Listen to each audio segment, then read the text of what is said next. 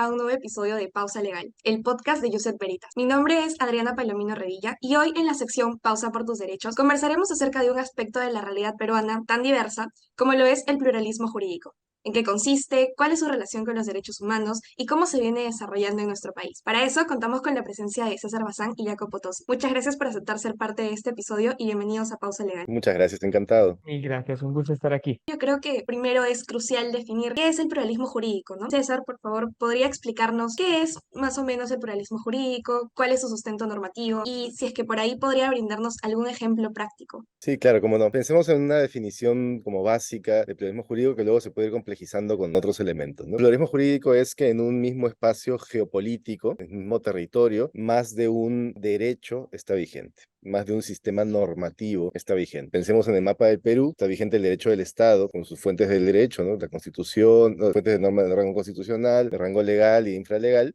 pero también en diferentes territorios del país está autorizado que las rondas campesinas puedan administrar justicia y ejercer su derecho. Pensando en el norte del país, las comunidades campesinas con sus rondas en el sur andino, en el centro de las comunidades nativas, en la Amazonía peruana, autorizadas todas ellas por las reglas constitucionales y los tratados internacionales que ha firmado el Perú. Por el marco normativo podemos ver el 149 de la Constitución, que dice que las autoridades de las comunidades campesinas y nativas, con el apoyo de las rondas, pueden administrar justicia dentro de su territorio, respetando ciertos límites, ¿no? Como los derechos fundamentales. Ese es el sustento normativo constitucional.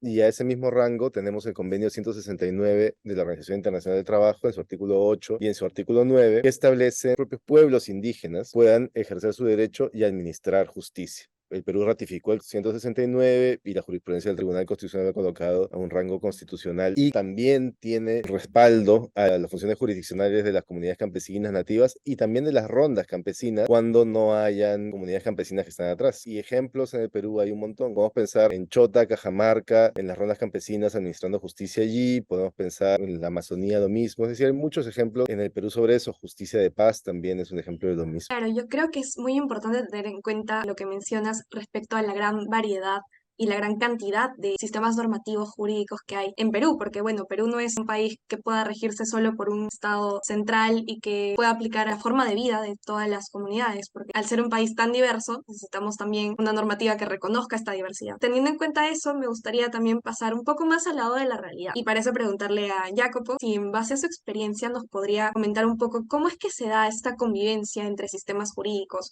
de las comunidades indígenas con el sistema jurídico estatal central. En mi experiencia personal puedo decir que es una convivencia muchas veces conflictiva. Un pluralismo jurídico, en mi opinión, para ser efectivo, tiene que ser basado sobre una igualdad de los varios sistemas jurídicos que están adentro de este sistema, que es un sistema también político. Aunque sí, el país, efectivamente, el Perú, ha ratificado estos convenios, pero de hecho, al final hay una jerarquía donde el derecho positivo estatal es el principal y siempre tiene la última palabra. En ese sentido, ya hay una base que impide una coexistencia equilibrada, un diálogo donde hay un reconocimiento recíproco mutuo. Me gustaría aportar un ejemplo práctico también que viene de mis estudios, hablando de la Guardia Indígena Amazónica. La Guardia Indígena Amazónica es una organización que fue creada en estos últimos años por los pueblos Shipibo, y Cacataibo. Está basado en uno de los primeros derechos que se autorreconocen los pueblos indígenas, o sea, el derecho de vivir y de defender el territorio donde viven. Entonces, la Guardia Indígena tiene como objetivo defender este territorio y es su derecho hacerlo. Y tienen que hacerlo porque están amenazados por grupos criminales, como por ejemplo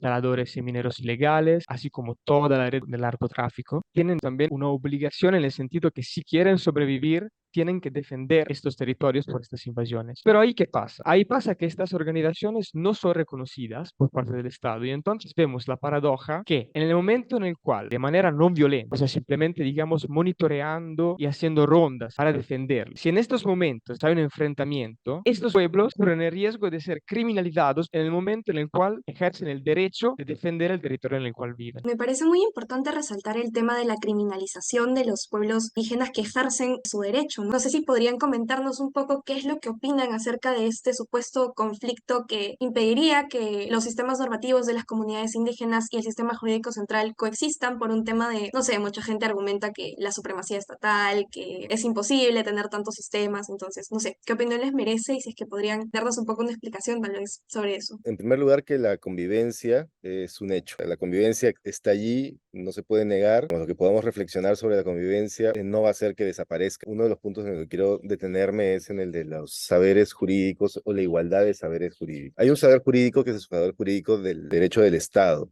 del derecho que aprendemos en las facultades de Derecho, con su pirámide de Kelsen, con su teoría constitucional, con su parte dogmática, orgánica, etcétera, ¿no? Ese es un saber jurídico válido, importante, del norte global, europea, ¿no? Como ese saber jurídico válido, hay otros saberes jurídicos que son también válidos. Los saberes jurídicos de los diferentes pueblos indígenas, del 23% de la población que se autopercibe como quechua y de los otros 4 o 5% que se autopercibe como integrante de otros pueblos indígenas o afroperuanos. Todos esos saberes jurídicos locales e interconectados son válidos. Cuando uno jerarquiza, que es lo que venimos haciendo en las facultades de Derecho desde hace muchísimos años, cuando uno jerarquiza y establece que solo el saber jurídico del Estado es válido y los otros no son válidos en menor medida, lo que estamos haciendo es ejercer una práctica racista, eurocentrista, que se conoce como la colonialidad del saber y la colonialidad del ser. Hay que tratar de reflejar, pensando en la pregunta, para una convivencia entre sistemas jurídicos, esta igualdad de saberes, que todos son saberes válidos,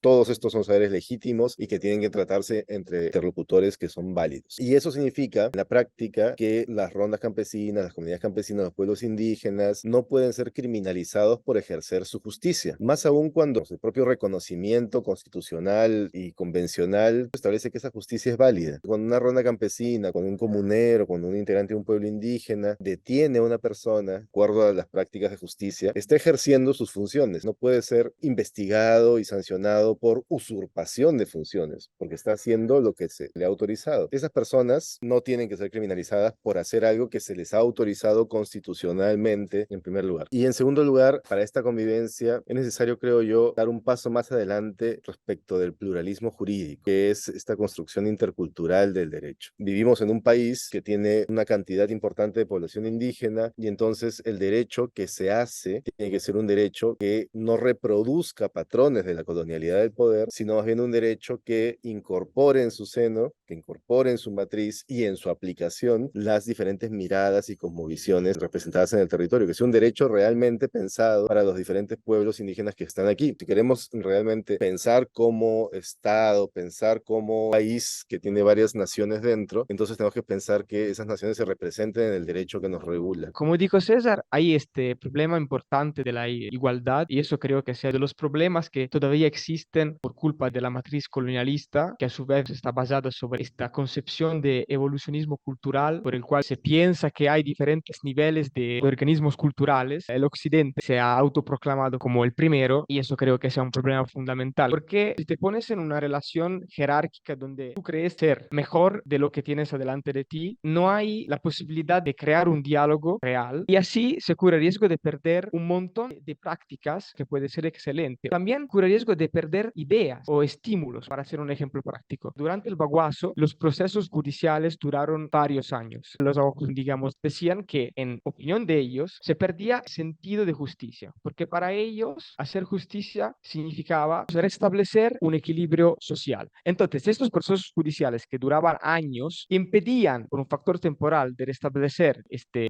equilibrio social adentro de las comunidades y entonces ahí para ellos no se podía hablar de justicia porque se perdía el sentido primario del por qué la justicia existe. Yo creo que sea interesante reflexionar sobre algunas prácticas que nosotros hemos normalizado dentro de nuestros sistemas jurídicos donde efectivamente muchas veces el factor temporal es problemático también para nosotros. Hay también este intercambio que puede ser a favor de todas las partes que están dentro de la relación. Muy valioso lo que mencionas sobre reflexionar sobre cómo es que estamos practicando nosotros el derecho y cómo es que estamos haciendo eco de estas ideas eurocentristas, como mencionaba también César. Y bueno, yo creo que a lo largo de esta conversación han surgido bastantes problemáticas que enfrenta el pluralismo jurídico en la práctica actualmente. Si es que pudieran elegir de tantos retos como han mencionado ahora, uno que crean que sea el principal principal y qué solución o qué vía de mejora se puede encontrar para este. ¿Cuál sería y qué solución propondrían? Creo que uno de los retos principales que tenemos es decolonializar el derecho. Y esto significa que los abogados y las abogadas dejemos de ser guardianes legales de la colonialidad del poder. La universidad es un espacio donde se reproduce esta práctica de formación de abogados y abogadas que endiosa al derecho occidental o el derecho al norte global y minusvalora los otros tipos de derecho. Yo creo que es un punto de entrada, cuestionar ese sistema jerárquico de los saberes, no solamente